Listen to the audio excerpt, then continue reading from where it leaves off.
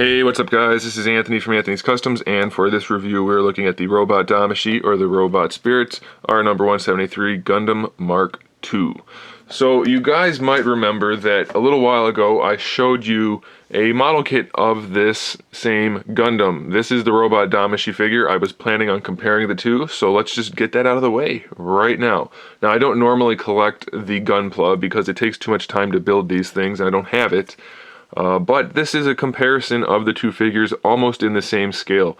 Granted, the Robot Damashii are known for having a more stylized look, and this one is covered with stickers. So many stickers. So putting the stickers aside and the stylized look aside, the slightly narrower trunk and that kind of thing, this one makes this one look stupid. Like really stupid. This one is blander, or more bland than a bag of hammers. It is just so bland, it's really not good. This one, awesome. Stickers aside, still awesome. This one, not so good. And I don't normally compare the two because they're not really comparable items, but some people wanted to know about that, so there it is. And then this one, even compared to other Damashii figures, it's really freaking bland and poorly executed. But let's look at it anyway, and you guys can see if you agree with me or if you disagree. And you know I'm always welcome. I'm always welcome. I always welcome your comments in the comment section below. Let me know if you agree or disagree. So he has a bunch of accessories. We'll get to those in just a minute. Let's take a look at the size first. He stands roughly, depending on how you have him posed, he's mostly upright right now, 5 1/4 to the top of his head, about 5 1/2 to the top of these things right there. So paint-wise, he's almost all this slightly off-white color, which is molded plastic.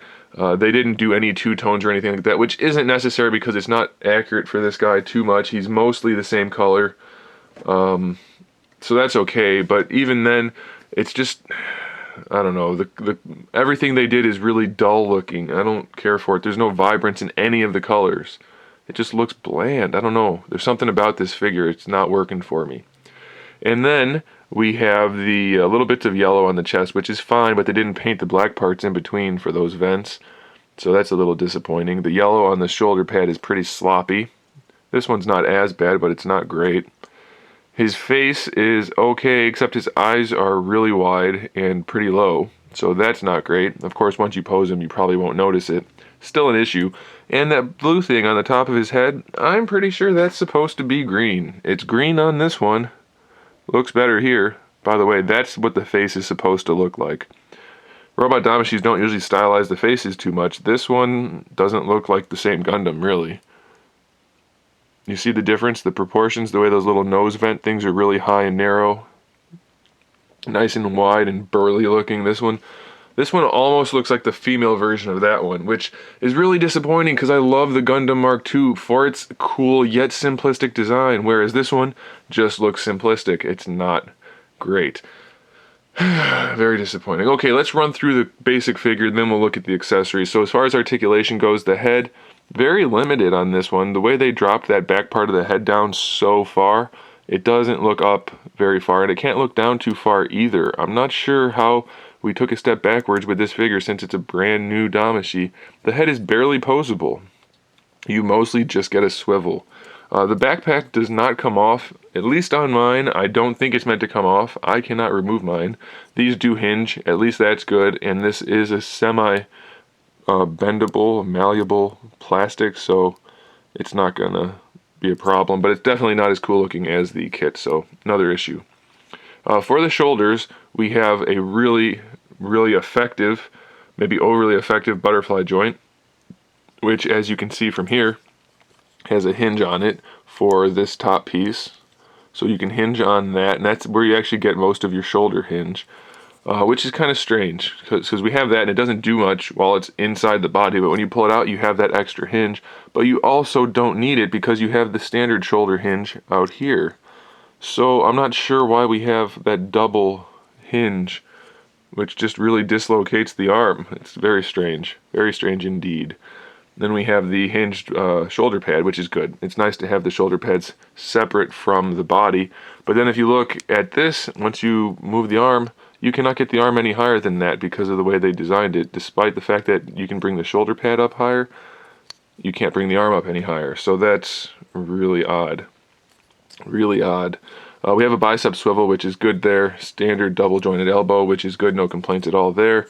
Wrist swivel is fine because it's just a double ball peg. So that's fine, that's good. No issues there. The torso is both good and bad. Come on, rotate back. So we have an ab crunch, but the way they designed it, it doesn't have that same level of engineering as some of the other ones. It looks like it's going to tuck in to give you a really nice ab crunch, but it barely does anything.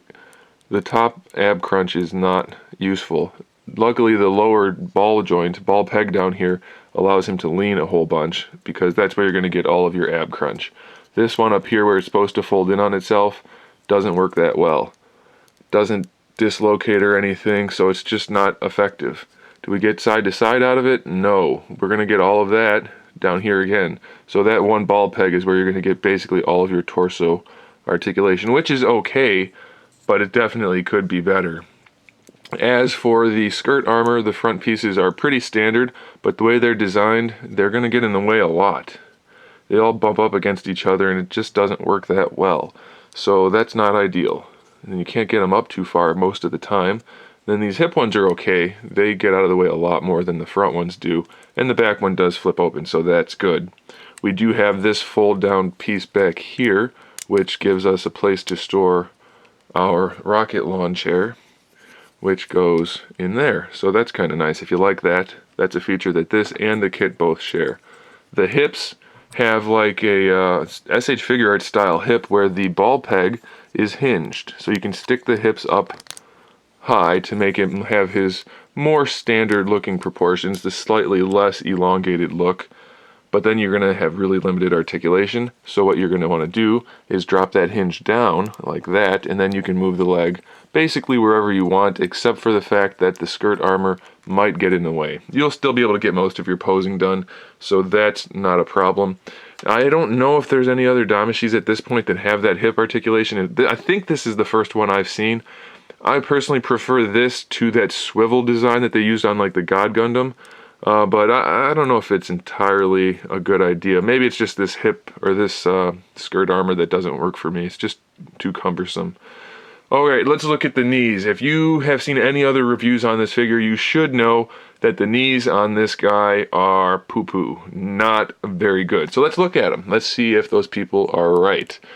So we can bring the lower leg back that far. Alright, not looking so great so far, guys. Not quite 90 degrees out of that joint. And then, what's this? We don't have any more joint? There's no upper knee joint at all. Alright, that's our knee articulation. Yep. Everybody that said it was horrible, right on the money. Piece of garbage. Horrible knee design, but we do get to bring that down, so that's going to make it look better. So it'll look better while it's not being designed well. I guess that's a good thing that they did cover that, because it does definitely make the leg look better once that knee pad goes down. But a Damashii that can't give us a 90-degree bend in the knee, what is up with that? How did they end up going backwards with this figure? I don't know. It's very disappointing because I was really looking forward to the Mark II here. So the legs look a little bit thin and wispy, and then down here it's even worse because the way they designed the ankle, it's just really empty looking. I know it's supposed to have that opening there, but if you look at this one, it doesn't look all that empty. It looks like the guts of a mechanized person, which is basically what a mobile suit is. This one just looks like maybe like a Lego person.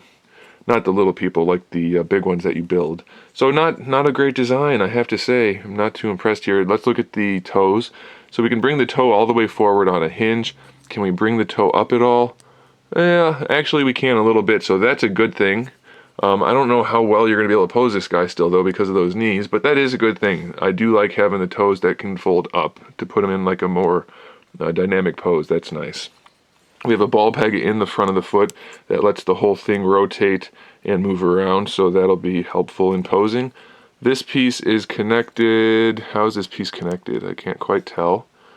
It's got a piece that goes all the way across and it snaps around that ball peg. So we have a ball peg in the ankle, the lower ankle, that lets the foot rotate and lean from side to side. Not a whole lot of leaning or doing much of anything really, but it does rotate, and that's what this is connected to, which doesn't move around very much. these ankles, despite the toe being good, the ankles and feet don't have great articulation. You can't even bring the foot back at all. That's it. Which doesn't, it seems like it might work okay, but that's as far down as you can bring the whole foot, and then you can bring it up like that and use the toe some, but then it's going to pop off. So, not a good design. This figure is really, really disappointing. Maybe for somebody who wasn't really psyched for it, it won't be that disappointing, but for me, and I'm trying to be objective here, it doesn't seem like it's a very well-made figure, well-designed figure at all. So despite its blandness, I could live with that. A lot of the design choices, not so great. Let's look at the accessories. He has 2 fist hands, so that's a good thing. We always get those. We have the jazz hands, the style pose hands, so that's good, fairly standard. We have our gun holding hands, another standard, no problems yet. And then we have our thumbs up beam saber holding hands. So hands good, they didn't cheap out on the hands. Awesome. We have our crotch grabbing piece, which is so that you can use him on one of the stage 4 or stage 5 display stages, and that'll just snap in right there. Put your stage in that peg hole. Voila. We do have his little headset thingy, which is a good thing. That should make the head look a little thicker, because this head is definitely too narrow. Let's see if we can get this on, because that backpack doesn't come off. So this is going to be tricky. Brittle, thin plastic. Brittle, thin plastic. Good luck not breaking anything. That's all I can tell you. I haven't done this yet, so let's see. If I break this on camera, you guys can all laugh at my expense. I don't know how I'm going to get this on. I have rather large hands, but still, this seems like a task that is more designed for doing with the backpack not connected.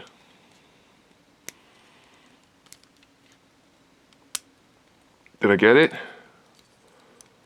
It looks like it might be tabbed in there. There are tabbed holes on the side of the head and then tabs in the gray plastic.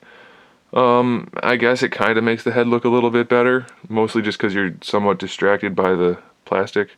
Still looks a little off. We have our beam saber handles, which can connect to this thing up here, which is good because they really needed to. That is part of the character's design. It does make him look cool. They don't connect all that well. I guess they do. Alright, it just wasn't in all the way. So they connect in just fine. That'll make the figure look better. And my favorite thing about this figure, which is something I'm not joking about, I'm actually serious, these look great. The beam sabers have a little bit of a silvery white fade going on down here. It looks awesome. Really good. And they come to a nice point.